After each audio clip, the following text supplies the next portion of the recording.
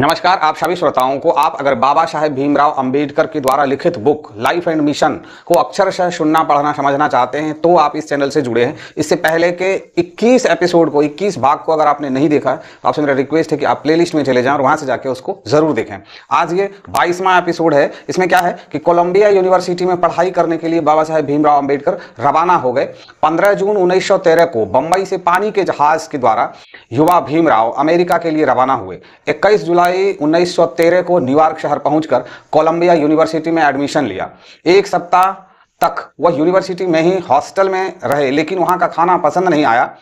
दरअसल वहां अधपका खाना मिलता था, इसके अलावा बीफ भी परोसा जाता था। अब वह कॉस्मोपॉलिटन क्लब 114 स्ट्रीट में रहने लगे, जहां कुछ इंडियन स्टूडेंट रहते थे।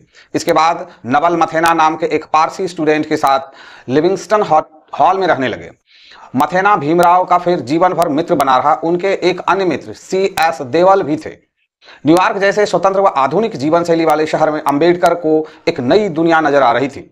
अब भारत की जाति व्यवस्था के घृणित रूप वाले समाज से हजारों कोस दूर अमेरिका में थे। वहां ना कोई जाति पूछता था और ना ही कोई छुआछूत का कोढ़ नजर आता था। सभी स्टूडेंट्स भीमराव के साथ मित्रता के व्यवहार से चर्चा करते थे, भोजन करते और घूमते थे। भारत में जाति में डूबे दम घोटू माहौल से दूर यहाँ स्वतंत्र चिंतन के माहौल में भीमराव को काफी आनंद आ रहा था। वहां मानवीय मूल्यों व नैतिकता के दर्शन होते थे। भारतीय समाज जैसी घुटन व पीड़ा नहीं थी। इस नए जगत में भीमराव के विचार व आगे बढ़ने की नई ऊर्जा दी।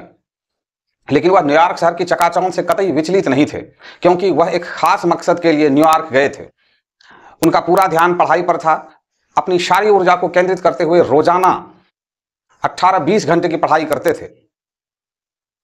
अध्ययन व ज्ञान प्राप्त करने की उनमें जबरदस्त चाह थी। वह रोज नई नई किताबों को पढ़ते और खोजते थे। अब उनका मकसद अमेरिका की कैलिफोर्निया यूनिवर्सिटी में सिर्फ डिग्रियां हासिल करना नहीं था, बल्कि economics, political science, social science, human science आदि कई विषयों में गहराई से अध्ययन करना चाहते थे। यहाँ स्टडी के दौरान जो स्कॉलरशिप मिलती थी उसका कुछ भाग अपनी पत्नी व अन्य परिजनों के लिए भारत भेजते थे। इसलिए खुद के खर्च पर काफी ध्यान रखना पड़ता था। पैसों की कमी के कारण भोजन पर भी बहुत कम खर्च करते थे। सिनेमा व मनोरंजन के लिए खर्च करना बहुत मुश्किल था और उन्हें इसमें रुचि भी नहीं थी। वह अपना ज्यादातर समय लाइब्रेरी में स्टडी में ही बिताते थे। वह लाइब्रेरी में सबसे पहले जाते थे और सबसे लास्ट में वो लाइब्रेरी से निकलते थे। अलग अलग विषयों पर खूब पढ़ते थे। इसके लिए न्यूयॉर्क की अन्य लाइब्रेरियों में भी कभी कभी जाते थे। पढ़ते समय वह हर विषय का नोट्स बनाते थे, ताकि बाद में जब उनको जरूरत पड़े तो उस नोट्स का सहारा लेकर वो अपने ज्ञान को और परिपक्व कर सकें। धन की कमी के कारण वह पुरानी किताबें खरीद कर उसका संग्रह करती थी। उन्हें 3 साल के लिए $11.5 प्रति माह मंजूर किया गया था।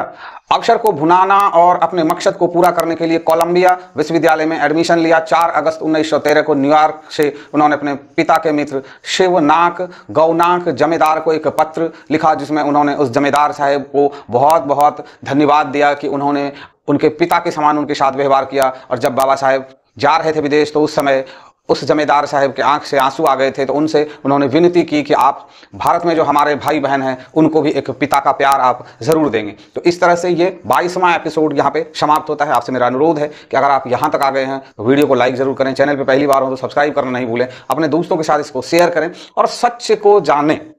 मिलते हैं हम अगले वीडियो क्लास में।